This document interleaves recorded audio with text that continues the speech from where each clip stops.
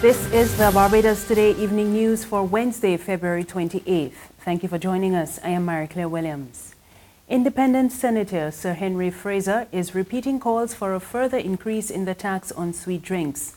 Addressing the Senate this afternoon, Sir Henry argued that the 10% tax is not enough, and he says an increase will not only boost government's coffers, but will also help reduce the consumption of sweet beverages. But it is very sad that the recommendation which came out of the WHO and PAHO and our own National Non-Communicable Chronic Disease Commission led by Sir Trevor Hassel and the Chronic Disease Research Centre and myself was for a 20% and not a 10%. And the point being that a change of this kind, when you're dealing with very small individual sums, has to be significant to make a difference. Now, for a $4 drink, 10% is 40 cents. And most Barbadians now don't concern themselves with any coinage less than a silver dollar. People literally ignore the dimes and the nickels and the 25-cent pieces. And therefore, that 40 cent increase, according to the feedback I have had from 2 supermarkets and others that I deal with, banks themselves, the marketing people there, and so on, it would not appear that there has been much of an impact on consumption, even though I understand from the reports in the press that there has been a yield of some, I think $8 million was mentioned in the tax. Well, obviously that $8 million, Madam President, is very useful. And as Senator Ince said, if the suggestion of 40% were made, then 4 times 8 would be $32 million, and that would be even more useful. There are calls for businesses on the South Coast to shut down for an undisclosed period while the sewage problem is being addressed. Senior lecturer in management science at the University of the West Indies, Dwayne Devonish, has quoted senior officials at the Barbados Water Authority in expressing the view that the area would have to be shut down to fix the problem. And in making a case for workers in the affected area, Devonish appeared to support the position. Now, he's saying, listen carefully, that he would have to shut down the South Coast because for them today, they will have to close off certain things. So that would mean hotels and restaurants, and we call the most active parts of the South Coast. That's a tourist place. But here's the thing, a politician might not like that. This is silly season. Now, if you had to shut that down, it would look too good. You follow what I'm saying? Now, a business owner might not like that because that's money out of my pocket, and there's no guarantee that I'm going to be compensated afterwards. You with me, right? But you're not hearing the discussion in the narrative about the workers. What about the workers? Yes, to be fair, if you had to shut it down for a few months or whatever, it would mean clearly that you as a worker, you would have no employment. Give us a because we know the seasonality of tourism. But at the same time, what about the health risks? I'm not hearing that. What about the health risks? What about things like cholera? What about gastro? What are the things, not just for residents, but for workers in organizations? There's no consideration. I don't know. Meanwhile, the Barbados Hotel and Tourism Association says it is time that government declares the South Coast sewage challenges a national crisis. The statement from CEO Rudy Grant this morning came as residents and businesses in the area continue to call for urgent action to address the situation. Grant also says the BHTA fears there could be severe consequences for the tourism industry if the matter is not addressed soon. We appreciate that the BWA is making every effort to remedy the issues, but it would appear that there are a number of additional factors and challenges that are inhibiting them from successfully implementing identified solutions. We truly believe the situation has deteriorated to the point where it is imperative for government to view this as a national crisis, as it is affecting residents, schools, businesses, and visitors to the island. In this context, we also believe the time has come for a senior government official to take the lead in terms of the day-to-day management of this crisis. It is also important for the BHTA to be in a position to be able to respond to the concerns being expressed almost on a daily basis by our trade partners. The BHTA fears that if these challenges are not remedied soon, The end result could prove disastrous for the future of the industry, as well as Barbados as an attractive and desired destination.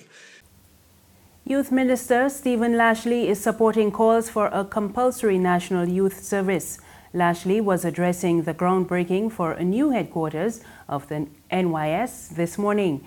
He says, however, that while the National Youth Service provides wholesome programs for young people, it should not be seen as a replacement for the role of parents. I believe that there has been a disconnect, particularly in relation to how our communities function, in relation to our schools, and there has generally been, in many cases, a breakdown of that vital relationship. And I want to urge that even as we are doing this groundbreaking this morning, that our parental system in our communities and also our support mechanisms, those in our communities who are important father and mother figures, that they understand that they have a tremendous responsibility in partnering with the government support system in bringing some sense of support and direction to our young people. It cannot be left to the Barbados Youth Service alone. There's regional and international news after this short break.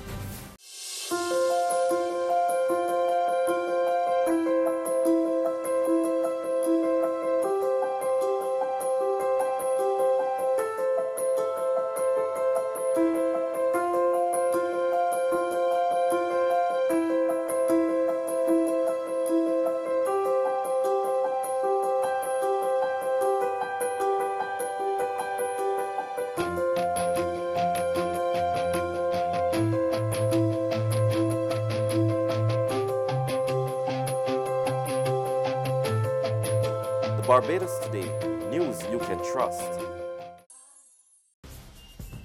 Thanks for staying with us. We're back with news from the region. U.S. oil giant ExxonMobil says the latest discovery of oil in Guyana will help raise production to more than 500,000 barrels per day.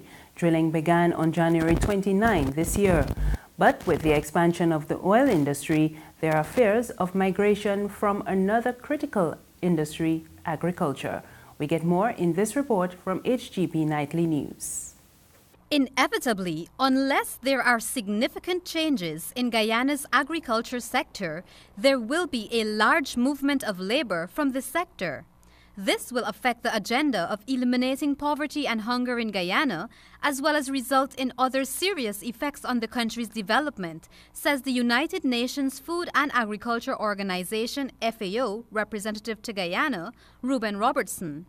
The movement of labor from a highly labor-intensive agriculture to more lucrative paying jobs could create shortages of labor for agriculture production in a sector which is already plagued with aging population, low productivity, and one which requires creativity and incentives to stimulate young people to become involved. Mr. Robertson's remarks came during a recent workshop aimed towards eliminating hunger and poverty in Guyana and the region. According to Mr. Robertson, the agriculture sector in Guyana needs to be more responsive, efficient, productive, and inclusive through the establishment of more intensive sustainable food systems to help reduce greenhouse gas emissions and contribute to the country becoming the first green state in the region. If not, Guyana will be in serious trouble.